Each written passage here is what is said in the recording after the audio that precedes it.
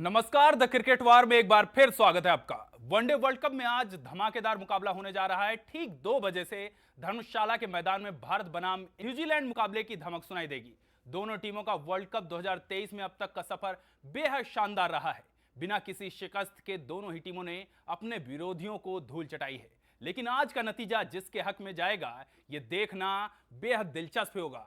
दिनेश, बिल्कुल, और बेहद दिलचस्प आज का मुकाबला होने जा रहा है। सबसे बड़ी बात यह है कि आज इस मुकाबले की दो खासियत। एक, पहली खासियत कि आज अगर हम ये मुकाबला जीतते हैं तो हमारी सेमीफाइनल की जो राह है वो कहीं ना कहीं आसान होगी। और दूसरा, एक बदले की बात भी है। पिछले जो वर्ल्ड कप हुआ उस वर्ल्ड कप में न्यूजीलैंड वो टीम रही जिसकी वजह से टीम इंडिया को वापस आना पड़ा और टूर्नामेंट में से वापस आना पड़ा। लेकिन आज अगर वो मैच जीतती है तो अपना बदला भी पूरा करेगी और साथ साथ सेमीफाइनल की राह भी आसान होगी।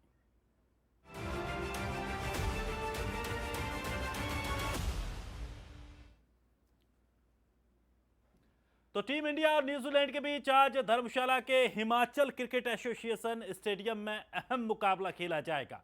इस मैदान में बैटिंग के किंग विराट कोहली का बल्ला हमेशा से गरजा है, तो वहीं टीम के स्पिनर रोहित शर्मा के आंकड़े भी कुछ खास नहीं है। तो आंकड़ों के लिहाज से कैसा है ये धर्मशाला का मैदान, चलिए ये ग्राफिक्स के जरिए हम आपको दिखाते हैं। तो यहां पर टीम इंडिया ने कुल 5 मैच खेले हैं धर्मशाला के ग्राउंड में। 5 मैच अब तक टीम इंडिया यहां पर खेल चुकी है, लेकिन 5 मैचों में क्या कुछ रिस्पॉन्स रहा, किस तरह से टीम इंडिया यहां पर हारी जीती वो भी समझ लीजिए। 2 मैच में भारत ने जीत दर्ज की है, 2 मैच भारत हारी है, 1 मैच रद्द रहा है। यानी कि यहां बराबरी का मुकाबला अभी तक भारत इस मैदान में देखने को मिला है। 5 मैचों में 2 में जीत मिली, 2 में हार मिली। 27 जनवरी 2013 को पहला वनडे वर्ल्ड यहां पर हुआ था और इसमें भारत ने ये मैच खेला 27 जनवरी 2013 को। तो ये स्टेडियम हिमाचल में है और उस समय जब ये पहला मैच हुआ था इंग्लैंड ने भारत को 7 विकेट से हराया था। यानी कि शुरुआत भारत की इस मैदान पर अच्छी नहीं रही। 7 विकेट से इंडिया ने हार देखी थी। 17 अक्टूबर 2014 को भारत और वेस्ट इंडीज में भिड़ंत हुई और उस मैच का जो नतीजा रहा वो नतीजा भी आपको बता देते हैं। दरअसल 17 अक्टूबर 2014 को जब भारत और पाकिस्तान आपस में भिड़े उस समय भारत ने वेस्ट इंडीज को 59 रनों से हराया। तो पहले शुरुआत हार से हुई, उसके बाद जीत और फिर हार जीत, ऐसे करके 2 मैचों में भारत ने जीत हासिल की, 2 मैचों में भारत हारा है और 1 मैच रद्द रहा है।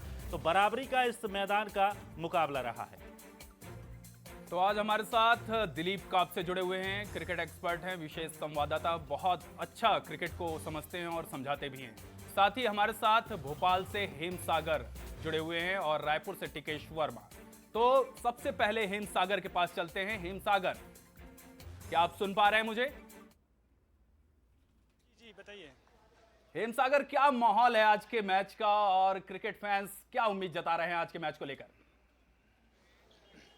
जी देखिए, क्रिकेट को लेकर माहौल बिल्कुल पूरे देश में गर्म है, क्योंकि आज भारत न्यूजीलैंड को हराकर पिछले 20 सालों का रिकॉर्ड तोड़ना चाहेगा। 2003 से भारत आज तक वर्ल्ड कप में, वनडे वर्ल्ड कप में न्यूजीलैंड से जीता नहीं है और भारत चाहेगा कि आज न्यूजीलैंड को धूल चटाकर मात देकर, करारी मात देकर धर्मशाला के मैदान में और अपना रिकॉर्ड तोड़े। हमारे साथ कुछ फैंस हैं, हम उनसे जानना चाहेंगे क्या कहते हैं। सर, 20 साल का रिकॉर्ड आज भारत तोड़ पाएगी? जी बिल्कुल तोड़ेंगे। सबसे पहले तो हमें उनसे 2019 के वर्ल्ड कप का बदला लेना है। 2019 में जिस तरीके से हमें पटकनी दी थी न्यूजीलैंड से, आज हम उसका बदला लेंगे और बहुत बड़े मार्जिन से आज हम न्यूजीलैंड को मैच हराएंगे। जी, तो देखिए फैंस में उत्साह है कि हाँ, हम वर्ल्ड कप का बदला लेंगे। जब धोनी रन आउट हुए थे उसके बाद जो खामोशी छाई थी और फाइनल का जो टिकट हमें वहां से कटा था। हेमसागर 1 मिनट आपको यहां रोकना चाहेंगे और उस वक्त की सबसे बड़ी खबर, टॉस हो चुका है। भारत ने टॉस जीतकर सबसे पहले गेंदबाजी करने का फैसला लिया है। विश्व कप के आज मैच में भारत और न्यूजीलैंड के बीच महामुकाबला होने जा रहा है। भारत ने टॉस जीतकर पहले गेंदबाजी करने का फैसला लिया है। इस वक्त की बड़ी update, world cup breaking, Bharat ने टॉस जीत लिया है और पहले गेंदबाजी का फैसला लिया है। जो आज न्यूजीलैंड सामने रहेगी, न्यूजीलैंड की टीम को सबसे पहले बल्लेबाजी करने का न्योता दिया है। अब देखना होगा किस तरह से इस पूरे मैच का आज रुख होगा, किस तरह का इस मैच का आज रोमांच रहेगा। चलिए सीधे हम सागर के पास। दिनेश, अब तक जितने भी मुकाबले हुए हैं उसमें गेंदबाजी ही की है। पहले भारत ने जितने भी अभी 4 मुकाबले हुए उसमें गेंदबाजी ही की है और उसके बाद मैच जीता है। तो आज फिर वही स्ट्रेटेजी गेंदबाजी के बाद बैटिंग और बिल्कुल। फिर बैटिंग से धमाकेदार जीत। चलिए तो हम- हेमसागर, क्या कुछ माहौल, टॉस जीत लिया है भारत ने और पहले गेंदबाजी का फैसला किया है। माहौल बिल्कुल गर्म माहौल है यहाँ पर, एकदम हाई जोश है क्योंकि भारत ने गेंदबाजी चुनी और जैसा कि आपने कहा है भारत ने गेंदबाजी चुनकर अभी तक वर्ल्ड कप में 4 मैच खेले और चारों मैचों में शानदार जीत की है। तो क्या लगता है सर कि इस बार भी गेंदबाजी जीतकर बैटिंग पिच पर कैसा क्या माहौल रहने वाला है? जी हाँ, जैसे आपने कहा बैटिंग पिच है तो हम ये मैच जरूर जीतेंगे, क्योंकि क्या है कि हमने अभी तक चेज ही किया है और इस मैच में भी हम चेज करके एक बड़ी जीत को अर्जित करेंगे। लेकिन एक सवाल यहाँ पर यह भी खड़ा होता है कृष्णा कि बैटिंग पिच पर पहले गेंदबाजी करना किस तरीके से किसे फायदा मिलेगा, न्यूजीलैंड को या भारत को? हाँ, ऑब्वियसली सी बात है कि भारत को मिलेगा क्योंकि सेकंड इनिंग में वहाँ ड्यू गिरेगा और ड्यू में बॉलिंग करना इतना इजी नहीं होता बॉलर्स के लिए।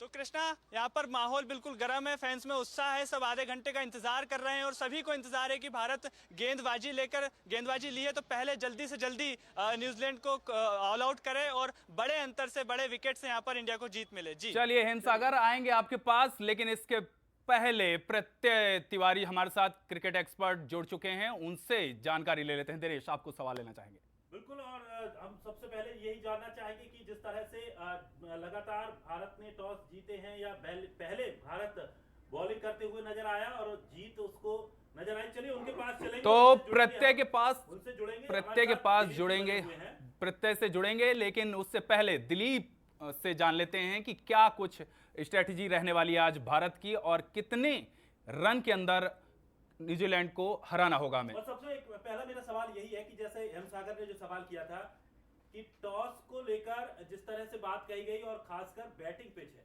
पहले बॉलिंग करने में क्या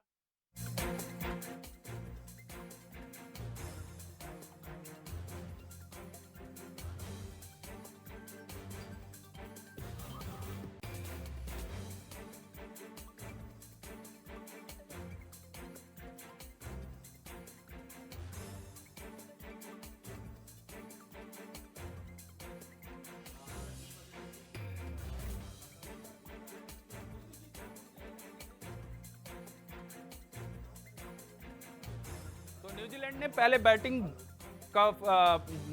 पहले बैटिंग करने उतरेगी और न्यूजीलैंड को हमें बहुत ही कम स्कोर में कहीं ना कहीं रोकना पड़ेगा उनको गेंदबाजी की धार। आज बुमराह और कुलदीप से क्या कुछ उम्मीदें रहेंगी, क्या कुछ करने वाले हैं। तो दिलीप, पहला सवाल मेरा आपसे यही कि क्या आज कैसा मुकाबला रहने वाला है और आज कितने रनों के अंदर हमें न्यूजीलैंड को धराशायी करना पड़ेगा? जिस तरह का न्यूजीलैंड का बॉलिंग अटैक है कृष्णा, वहाँ पर आपको जो है बोल्ट दिखेंगे, हेनरी दिखेंगे, सैंटनर दिखेंगे, तो इस लिहाज से भारत की कोशिश यही होगी, भारतीय गेंदबाजों की, कि न्यूजीलैंड को कम से कम स्कोर पर आउट किया जाए। ये स्कोर जो है 200 सवा 200 से ज़्यादा का नहीं हो तो भारतीय टीम के लिए बहुत अच्छा होगा। लेकिन न्यूजीलैंड की बैटिंग लाइनअप भी काफ़ी अच्छा है, काफ़ी स्ट्रॉन्ग है, तो इस लिहाज से मुझे लगता है कि सवा 200 250 के करीब न्यूजीलैंड करेगा।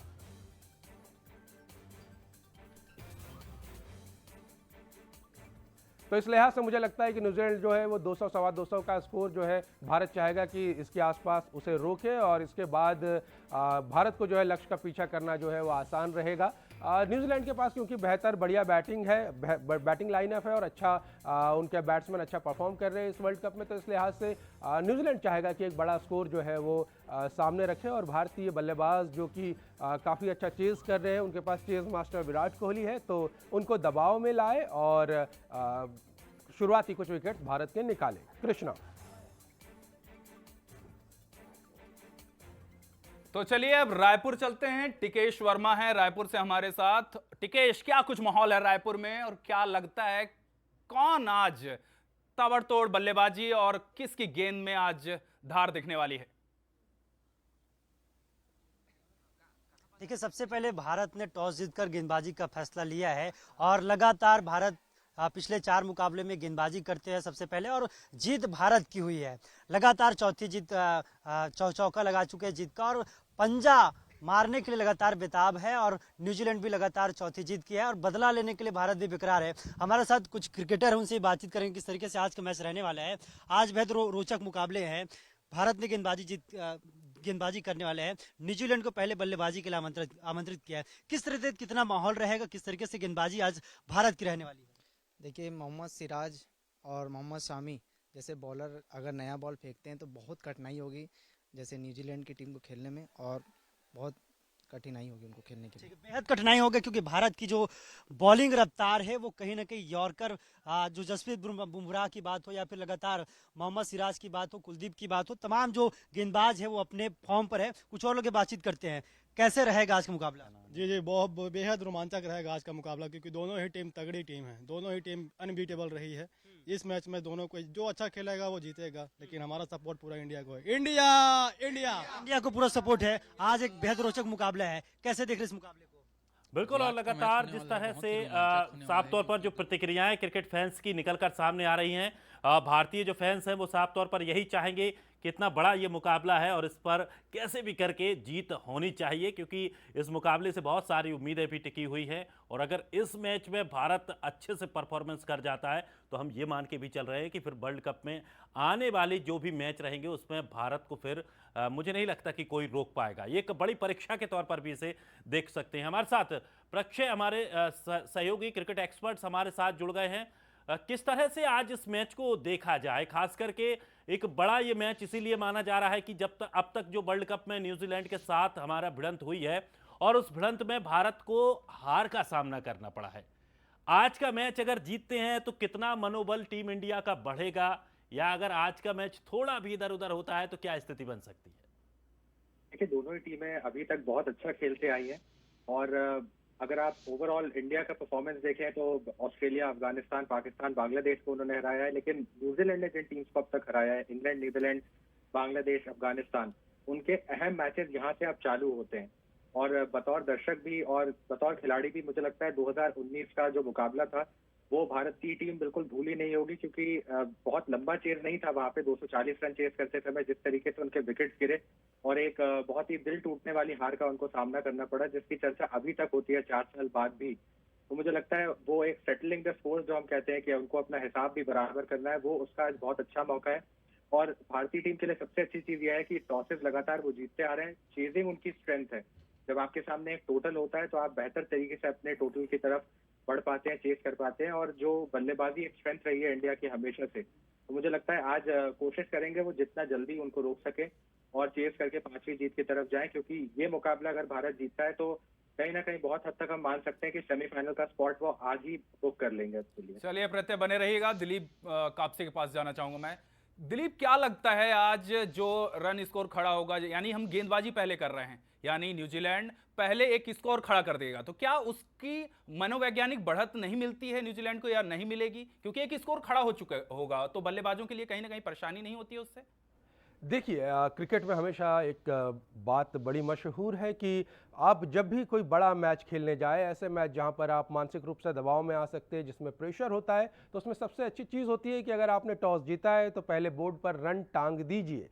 क्रिकेट जो है वो रन बनाने का खेल है कृष्णा। अगर आपने पहले रन्स कर दिए हैं तो दूसरी टीम जो आएगी उसे वो रन्स करने हैं, उसके ऊपर वो उस काम को करने का दबाव है। लेकिन आप देखिए कि ओवरऑल इस वर्ल्ड कप में भारत ने जिस तरह से रन चेज की है, केवल ऑस्ट्रेलिया के खिलाफ अगर हम उस मैच को छोड़ दें तो उसमें टॉप ऑर्डर धराशायी हुआ था, तब मिडिल ऑर्डर ने जो है जिम्मेदारी संभाली और भारत को जीत की दहलीज तक लेकर गए थे। बाकी मैचेस में भी भारतीय बल्लेबाजों ने काफ़ी आसानी से रन चेज की है, काफ़ी इंटरेस्टिंग रन चेज हुई है। तो भारत रनचेज तो अच्छी कर रहा है और आज भी वो रनचेज मेरे ख्याल से उसे करने में कोई बड़ी दिक्कत नहीं होगी। अगर ये स्कोर 250 से 250 के बीच रहता है तो, अगर इससे ऊपर जाता है तो ये जो मैच है ये काफ़ी फाइटिंग टोटल माना जाएगा उसे, और मैच जो है वो फंस सकता है भारत के लिए। थोड़े मुश्किलात आएंगे रन्स बनाने में, भले ही ड्यू फैक्टर हो, बाद में ड्यू आए और बॉलिंग करना मुश्किल हो, लेकिन न्यूजीलैंड के पास जिस तरह की कलाकारी है, जिस तरह के गेंदबाज है, स्किल्स है उनके पास, वो किसी भी कंडीशन में गेंदबाजी कर सकते हैं।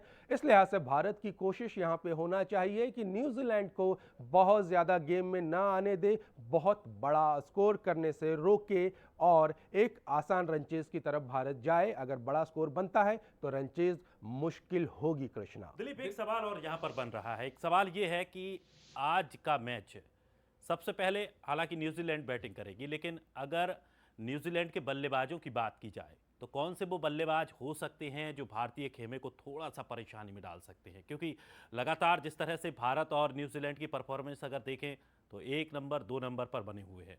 तो एक मजबूत बैटिंग ऑर्डर है। कौन सा वो बल्लेबाज रहेगा जो आज भारत के लिए थोड़ी सी परेशानी खड़ी कर सकेगा?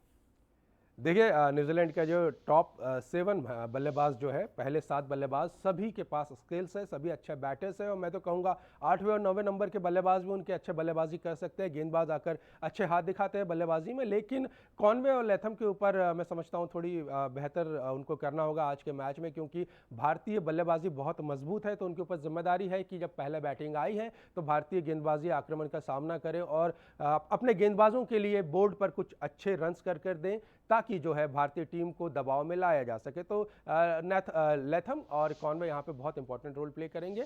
निशम मिडिल ऑर्डर में एक बड़ी जिम्मेदारी निभा सकते हैं। दिनेश, प्रत्यय जो प्लेइंग 11 है टीम इंडिया की, उसमें 2 बदलाव किए गए हैं। हार्दिक पांड्या नहीं खेल रहे हैं, उनकी जगह सूर्य कुमार यादव को जगह मिली है, और क्या नाम है, यहाँ पे शार्दुल ठाकुर को रोका गया है। शार्दुल ठाकुर को छोड़कर शमी पर भरोसा जताया गया है। क्या लगता है इन दोनों बदलावों से आप टीम इंडिया को बेहतर समझते हैं, बेहतर टीम बनकर उभरेगी अब? जी बिल्कुल, इन्हीं 2 बदलावों की सबसे ज्यादा उम्मीद भी की जा रही थी। हार्दिक पांड्या के जाने से जरूर थोड़ा सा बैलेंस बिगड़ा है टीम का, लेकिन चूंकि बैटिंग डेप्थ अब उनके पास में कम बचती है, इस मैनेजमेंट के अंडर हमने यही देखा है कि वो 8वें नंबर तक अपनी बल्लेबाजी को कम से कम रखना चाहते हैं। खासतौर पे अगर वैसी इस परिस्थितियां देखने को मिले जैसी हमको देखने को मिली थी ऑस्ट्रेलिया के खिलाफ, जहाँ पे 3 विकेट जल्दी गिरे थे, या 2019 के जिस सेमीफाइनल की अभी हम बात कर रहे थे, उन परिस्थितियों में बेहतर होता है अगर आपके पास में 8वें स्थान पर भी एक बल्लेबाज होता है। क्योंकि उस 2019 के सेमीफाइनल में भी जडेजा ने जिस तरीके की पारी खेली थी, हालांकि ले नहीं पाए थे वो इंडिया को जीत तक, लेकिन तब भी एक 8वें नंबर पे बल्लेबाज होना कई बार कारगर सिद्ध हो सकता है ऐसी परिस्थितियों में। लेकिन क्योंकि अब हार्दिक पांड्या टीम के पास में नहीं है, तो बेहतर होगा कि मोहम्मद शमी पर उन्होंने जो भरोसा दिखाया है, क्योंकि उनसे आप 10 ओवर्स पूरी तरीके से करवा सकते हैं। शार्दुल ठाकुर अभी तक उतनी लय में नहीं देखे हैं, कप्तान रोहित शर्मा ने उनका इस्तेमाल भी गेंद से उतना ज्यादा नहीं किया है, मुझे लगता है, क्योंकि अब केवल 5 विश्लेषण आपके पास। ठीक है, लेकिन शार्दुल ठाकुर कुछ खास कमाल नहीं कर पाए, उनकी जगह शमी को मौका दिया गया। लेकिन सूर्य कुमार यादव का T20 में बात अलग है, लेकिन वनडे में अभी कुछ खास कमाल दिखा नहीं उनका। तो क्या उनकी जगह ईशान किशन को मौका नहीं दिया जा सकता था, या कुछ और बदलाव किए जा सकते थे? जी संभवतः यही उन्होंने विचारा होगा शायद मैनेजमेंट ने, कि सूर्य कुमार यादव जिस तरीके की शैली से खेलते हैं और जिस तरीके के वो स्ट्रोक्स लगाते हैं, उनमें ये दमखम है कि वो किसी भी बैटिंग किसी भी बॉलर्स को वो अनसेटल करने की ताकत रखते हैं। ईशान किशन का जो रोल है, अगर आप टॉप ऑर्डर में उनको खिलाते हैं तो वो एक बेहतर विकल्प सिद्ध होते हैं, लेकिन फिनिशिंग एबिलिटीज अगर हम देखें तो सूर्य कुमार यादव के पास कहीं ज्यादा बेहतर है, क्योंकि वो एंड ओवर्स में आकर के अलग अलग जगहों पर शॉट्स खेल सकते हैं। जो 360 डिग्री उनका खेल रहता है, वो दबाव में डाल सकता है न्यूजीलैंड के गेंदबाजों को खास तौर पर। साथ ही साथ ईशान किशन लेफ्ट हैंडेड होने की वजह से एक बेनिफिट ला सकते थे, क्योंकि जो हमारा क्रम है बल्लेबाजी का, उसमें सारे के सारे राइट हैंडर्स ही हैं। लेकिन मुझे लगता है सूर्य कुमार यादव बेहतर विकल्प है अगर आप ईशान किशन। बिल्कुल, लेकिन अब जिस तरह से अभी 2 से 3 खिलाड़ी टीम इंडिया में चोटिल चल रहे हैं, वो भी एक बड़ी समस्या टीम के सामने खड़ी है। कौन सा विकल्प उनके लिए बेहतर हो सकता है, क्योंकि सब जो खिलाड़ी हैं वो एक अपनी अपनी कला में माहिर हैं, और उनका एक विकल्प ढूंढना भी एक बड़ी बात होगी। तो अब जो प्लेइंग 16 है, मतलब जो 16 सदस्य हमारी टीम है, उसमें भी उन लोगों को कैसे एडजस्ट किया जाएगा, ये देखना भी बड़ा दिलचस्प होगा। हालांकि उम्मीद की जा रही है कि जल्द ही सभी जो खिलाड़ी हैं वो स्वस्थ होकर जल्द से जल्द वापसी करेंगे। चलिए दिलीप के पास चलते हैं। दिलीप, बल्लेबाजी को लेकर हमने चर्चा कर ली, गेंदबाजी को लेकर भी चर्चा करना जरूरी है। आज क्या चलने वाला है? क्या स्पिनर चलेंगे या तेज गेंदबाज आज जलवा बिखेरेंगे? देखिए, जो तापमान है वहाँ पर धर्मशाला में, वो मैक्सिमम 18 डिग्री और मिनिमम जो है वो 11 डिग्री पे आएगा, 11 डिग्री सेल्सियस पे। तो शाम को हवाएं चलने की वहाँ पे आशंका है, संभावना है। तो इस लिहाज से एक आइडियल सिचुएशन है तेज़ गेंदबाजी के लिए। गेंद जो है मूव होगा, और गेंद जब हिलता है तो दुनिया का कितना भी बड़ा धाकड़ बल्लेबाज हो, वो संशय में आता है और विकेट खो देता है। रन्स करना भी उतना आसान ऐसे में वहाँ रह नहीं पाता है। तो मुझे लगता है कि बुमराह एक बहुत इंपॉर्टेंट रोल आज फिर प्ले करेंगे, और शमी के आने से भारतीय गेंदबाजी को वाकई में ताकत मिली है। इस मैच के लिए शमी का आना बहुत ज़रूरी था। हम सभी एक्सपेक्ट कर रहे थे कि धर्मशाला में मोहम्मद शमी टीम में आएंगे, और मुझे लगता है कि वो एक बड़ी जिम्मेदारी प्ले करेंगे, क्योंकि 10 ओवर पूरे उनसे आप फिकवा सकते हैं बिना किसी परेशानी के। और सबसे बड़ी बात, अच्छी चीज़ ये है शमी के साथ वो किफ़ायती होते हैं और वो मैच को समझते हैं, अनुभवी बल्लेबाज है, हर सिचुएशन में वो अपनी गेंद आकर डाल सकते हैं। लेकिन दिलीप, डियोन कॉनवे और रचिन रविंद्र, ये जो ओपनिंग जोड़ी है, ये जो साझेदारी करती है वो कहीं पहाड़ की तरह बनता है, क्योंकि आप पहले मैच में देखिए, बाकी मैचों में देखिए, दोनों ने बहुत शानदार खेल दिखाया है। इनके बिल्कुल, साथ ही दिलीप, जो मैट हेनरी हैं, आज मैट हेनरी को मौका दिया गया है, फर्ग्यूसन है, ट्रेंट बोल्ट जो रोहित शर्मा को ज्यादातर मैचों में उन्होंने आउट किया है। क्या देखते हैं आप न्यूजीलैंड टीम को, किस तरीके से देखते हैं? आज अगर हम फैक्ट की बात करें, दिली तौर पर हम भारतीय टीम के साथ हैं, लेकिन अगर फैक्ट की बात करें तो चांसेस किसके ज्यादा हैं? देखिए, क्रिकेट एक ऐसा गेम है, स्किल्स का गेम है, और करंट फॉर्म इसमें बहुत इंपॉर्टेंस रखता है। कृष्णा, आंकड़े आपके कितने भी अच्छे हो, किसी के ऊपर भारी हो, किसी के ऊपर खराब हो, किसी के बेहतर हो, लेकिन आपकी करंट फॉर्म जो है वो बहुत मायने रखती है। और इस लिहाज से भारतीय टीम जो है बहुत अच्छा कर रही है, बेहतर फॉर्म में। न्यूजीलैंड भी अच्छी फॉर्म में है, लेकिन भारतीय टीम जो ज़्यादा बैलेंस है। एक बहुत इंपॉर्टेंट बात मैं यहाँ पे आपको बताना चाहूँगा कि हम वर्ल्ड कप में न्यूजीलैंड के डोमिनेशन की बात करते हैं भारत के ऊपर, लेकिन वो सारे टूर्नामेंट्स जो है वो भारत के बाहर हुए हैं, जहाँ पर न्यूजीलैंड ने भारत को वर्ल्ड कप में पटखनी दी है, हराया है। वनडे वर्ल्ड कप की मैं बात कर रहा हूँ। एक बहुत इंपॉर्टेंट बात यह है कि भारत और न्यूजीलैंड, भारत में 1987 के वर्ल्ड कप में टकराए थे, तब 2 मैच न्यूजीलैंड और भारत के साथ हुए थे, तो वहां पर भारत ने न्यूजीलैंड को दोनों मैचेस में शिकस्त दी थी। तो भारतीय कंडीशन में, भारतीय मैदान में हमेशा भारतीय टीम जो है वो न्यूजीलैंड के लिए एक टफ अपोनेंट है, बड़ा मौका क्रिएट करती है, और वो उनसे किसी भी मामले में 19 या 20 नहीं है, मैं कहूंगा 21 ही है। कृष्ण, बिल्कुल, और हम उम्मीद यही कर रहे हैं कि हमारी टीम 21 क्या 22 रहे और आज का मैच भारत जीते। कृष्णा, यही उम्मीद है हमारे फैंस को, दर्शकों को। विश्व कप 5 साल में एक बार ये सीरीज होती है और बड़ी महत्वपूर्ण, ये क्रिकेट की सबसे बड़ी सीरीज है, और निश्चित तौर पर हम चाहेंगे कि जब हमारे घर में ये सीरीज है तो हमारे घर से तो कोई छीन कर इसे क्या लगता है दिनेश, आज कितने रन खड़े करेगा न्यूजीलैंड? अगर न्यूजीलैंड सही तरीके से खेलता है तो धर्मशाला का, जैसा कि ग्राउंड छोटा है, आज चौके छक्के आज हमें काफ़ी सारे देखने को मिलेंगे। उम्मीद है 300 प्लस। 300 प्लस आप देखते हैं। दिलीप, आपसे सवाल यही, कितना स्कोर आप देखते हैं न्यूजीलैंड का? मुझे लगता है जिस तरह की भारतीय गेंदबाजी है और जिस तरह धर्मशाला का पिच खेल रहा है, बाउंस यहाँ पे मिलेगा। बेसिकली बैट्समैन को बाउंस मिलने से फ़ायदा तो होता है, लेकिन भारतीय बॉलिंग, जिस तरह का अटैक है और कंडीशन, पिच से ज़्यादा इंपॉर्टेंस कई बार कंडीशन होती है, तो कंडीशन को देखते हुए मुझे लग रहा है कि भारत आराम से 250 के नीचे न्यूजीलैंड को रोक सकता है अगर शुरुआती झटके दे दे तो।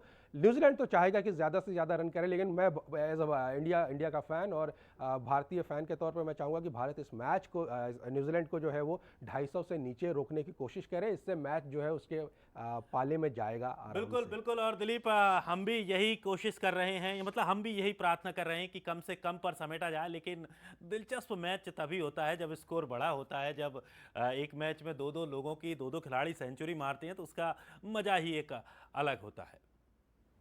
तो आज कुछ खास देखने को मिलेगा, लेकिन मैच की शुरुआत कुछ ही समय में होने जा रही है, ठीक 2 बजे बस से कुछ ही मिनटों बाद मैच की शुरुआत होने जा रही है और आप सभी लोग मैच का आनंद लीजिए, और बंसल न्यूज पल पल पर आपको मैच की पूरी अपडेट देता रहेगा, और आप देखते रहिए बंसल न्यूज।